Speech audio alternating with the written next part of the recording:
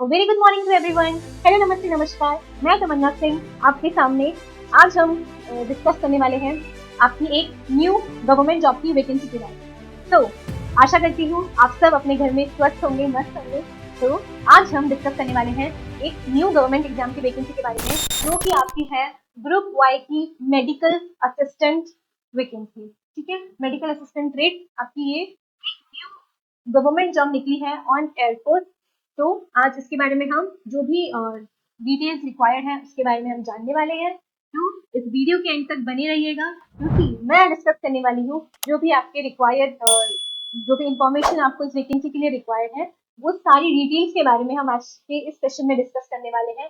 तो get ready. अगर आपने आप एक 12th पास स्टूडेंट है जो, और वो भी पीसीबी सब्जेक्ट से, तो ये वैकेंसी आपके लिए एक बेस्ट वैकेंसी हो सकती है, क्योंकि 12th के बाद डायरेक्ट गवर्नमेंट जॉब, और वो भी एक अच्छी सैलरी के अलावा आपको ट्रेनिंग के टाइम में भी इस सैलरी मिलने वाली है।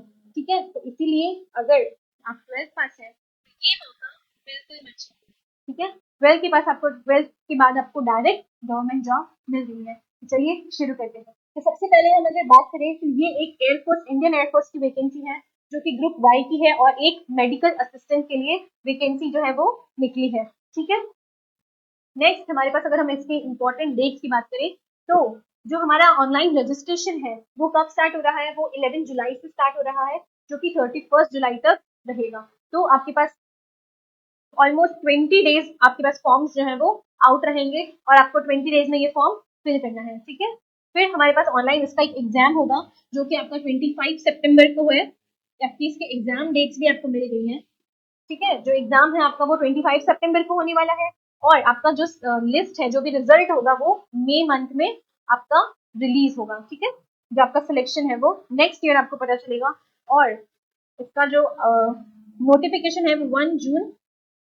एनरोलमेंट लिस्ट आपको जब भी इसको ज्वाइन करना है, इस एग्जाम में अगर आप सेलेक्ट हो जाते हो और आपको अपनी ज्वाइनिंग स्टार्ट करनी है, तो वो कब से स्टार्ट होगी? 1 जून से। तो चलिए, ये तो बात थी हमारी इंपॉर्टेंट डेट्स की। अगर आप यहाँ 11 जुलाई से 31 जुलाई तक की आपको डेट को एकदम अच्छे से ध्यान रखना है, क्योंकि इस हमारा जो एप्लीकेशन फॉर्म है वो रिलीज होने वाला है, आपको ऑनलाइन रजिस्ट्रेशन करना है।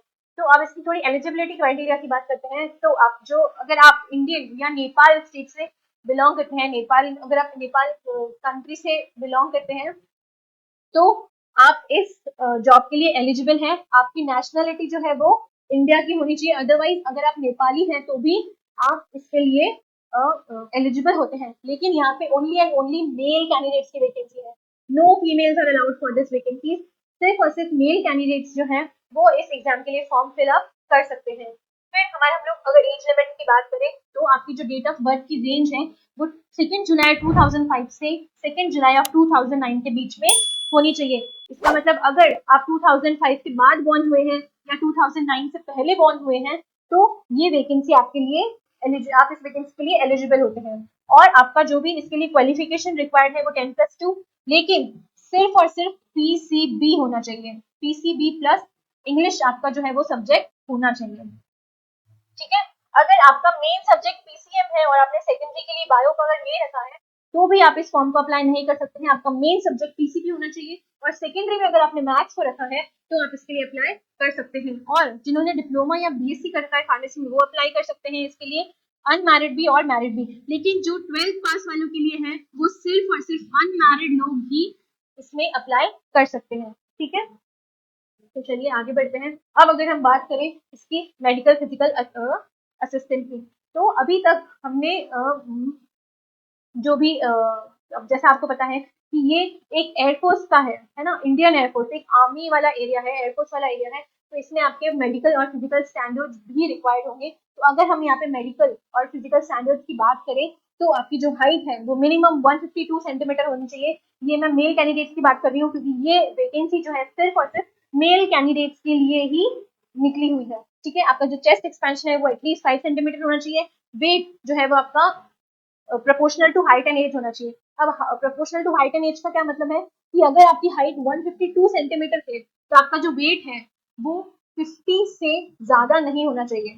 ठीक है, आपका जो वेट है वो 50 से ज्यादा नहीं होना चाहिए। आपका आइडियल वेट, अगर आपकी हाइट 52 सेंटीमीटर है तो आपका जो आइडियल वेट है वो 50 से भी कम होना चाहिए। ठीक है, 50 से भी कम होना चाहिए। और आपकी एज और वेट के अकॉर्डिंग, हाइट के अकॉर्डिंग जो भी वेट हो, इस पे आपका वेट डिपेंड करता है। आपका जो विजन है वो 6/6 होना चाहिए और कोई एरर नहीं होना चाहिए। अगर एरर है तो वो 3.50 डायोप्टर से ज्यादा नहीं होना चाहिए। आपकी हियरिंग एंड डेंटल जो है वो नॉर्मल होनी चाहिए 14 डेंटल पॉइंट्स तक। जेंडर चेक यहाँ पे सिर्फ और सिर्फ मेल ही एप्लीकेबल है। आपकी टैटू वाला जो है वो भी आपके यहाँ पे इंक्लूड कर दिया गया है कि जो आपका टैटू है which should lie only inside four arms and back of hands allowed. इसके अलावा अगर कहीं टैटू है तो वो आपके इस वैकेंसी में अलाउड नहीं है। तो फिर से देख लो कहाँ, ओनली इनसाइड फोर आर्म्स और back of the hands allowed. मतलब फोर आर्म्स मतलब या तो इनसाइड होना चाहिए इस वाले सरफेस, जो आपकी वाली जो सरफेस है यहाँ पे आपका कोई टैटू है वो होना चाहिए, अदरवाइज यहाँ जो बैक वाले पे है इतना ही अलाउड है। ठीक है, इसके अलावा अगर आपकी कहीं टैटू है तो वो इस वैकेंसी के लिए अलाउड नहीं है। तो अगर कोई है ऐसा जो ऐसा सोच रहा था कि जिम जाने के लिए कोई मोटिवेशन चाहिए, तो ये गवर्नमेंट जॉब आपकी जिम के लिए एक मोटिवेशन हो सकता है। ठीक है, तो आपको चेस्ट एक्सपेंशन 5 सेंटीमीटर तक रखना है, हाइट आपकी मिनिमम 152 सेंटीमीटर होनी चाहिए और हाइट के अप्रोक्सीमेटली आपका वेट होना चाहिए। ठीक है, नेक्स्ट अगर हम यहाँ बात करें तो आपका यहाँ पे जॉब क्या होने वाली है, जैसे मेडिकल असिस्टेंट है तो जॉब आप में, अब जॉब का आपने रोल क्या होने वाला है आपका, तो वो आपका है कि आपको नर्सिंग में, फर्स्ट एड में, मेडिकल स्टोर्स मैनेजमेंट में और वार्ड सुपरविजन में आपको रखेंगे। ठीक है, जहाँ पे भी जो भी आपका मेडिकल का एरिया होगा वहाँ पे आप एज अ सुपरवाइजर रह सकते हो। मेडिकल स्टोर का जो मैनेजमेंट होता है वो आप कर सकते हो, कौन सी दवाई कितनी आ रही है, कितनी स्टॉक में है, कितनी किसकी जरूरत है, वो सब मैनेजमेंट के लिए भी आपको रख सकते हैं। और अब अगर हम बात करें इसके सैलरी की, पे एंड अलाउंसेस, तो वो एक बहुत बहुत, फिर से मैं कह रही हूँ, एकदम बेस्ट चीज है। देखोगे अगर आप तो आपको ट्रेनिंग के टाइम में भी आपको सैलरी मिल रही है विच इज 14,600, है ना। अगर ट्रेनिंग के टाइम में भी आपको इतनी अच्छी सैलरी मिल रही है और पोस्ट ट्रेनिंग जो है वो आपकी इंक्रीज हो जाएगी टिल 26,900। इसके साथ आपको डीए भी मिल रहा है और जो दूसरे बेनिफिट्स होते हैं वो भी मिल रहे हैं। और वो दूसरे बेनिफिट्स क्या है, आपके जो भी राशन हैं वो आपको मिल जाएंगे, LTC, group insurance up to 62.5 lakh. तो ये कुछ इसके पर्क्स हैं गवर्नमेंट जॉब की जो आपको मिलने वाली हैं। ठीक है, तो इस जॉब को, इस अपॉर्चुनिटी को आपको मिस नहीं करना है। ठीक है, अगर हम आगे बात करें तो अब आपका जो एग्जाम है, ये आपका जो सिलेक्शन है वो एक एग्जाम के थ्रू होने वाला है जो एक ऑनलाइन एग्जाम होगा। ठीक है, तो ये आपका जो एग्जाम है वो 3 फेजेस में होने वाला है। फर्स्ट फेज आपकी होने वाली है ऑनलाइन एग्जाम की, जो आपका 10+2 लेवल का होगा। उसमें आपकी इंग्लिश आएगी और आपकी रीजनिंग, जनरल अवेयरनेस, ये आपकी जो है वो टॉपिक्स रहने वाले हैं। ठीक है, 12+ लेवल का आपका ये एग्जाम होने वाला है और ये सब्जेक्ट्स आपके रहने वाले हैं। ठीक है, आपका जो एग्जाम का ड्यूरेशन है वो 45 मिनट्स का रहने वाला है। नेगेटिव मार्किंग भी यहाँ पे 0.25 मार्क्स के आपके पास नेगेटिव मार्किंग है। और जो फेज 2 होने वाला है वो आपका फिजिकल टेस्ट होने वाला है। ठीक है, तो देख लो यहाँ पे फिर जिम की रिक्वायरमेंट आ गई है। जो आपका फिजिकल है उसमें आपके लिए 1.5 किलोमीटर आप रन, आपकी जो रनिंग एबिलिटी है वो 1.6 किलोमीटर तक होनी चाहिए। पुशअप्स आपको आने चाहिए, सिटअप, स्क्वाट्स, ये सब आपकी फिजिकल टेस्ट में इंक्लूड होंगे। ठीक है, नेक्स्ट हमारे पास फेज 3 है जो कि आपका मेडिकल एग्जाम है, एयरफोर्स का है, तो इसीलिए फिजिकल एंड मेडिकल टेस्ट तो कंपल्सरी होते ही है। कोई मेडिकल चेकअप होगा जो जिसमें क्या क्या होगा, आपका blood and urine analysis, chest X-ray, ECG and eye and dental standards, तो ये सब आपके यहाँ पे चेक होने वाले हैं। ठीक है, तो इन सब के लिए भी आपको प्रिपेयर रहना है, सिर्फ एग्जाम के लिए ही नहीं, अपने फिजिकल और अपने मेडिकल टेस्ट के लिए भी आपको प्रिपेयर रहना है।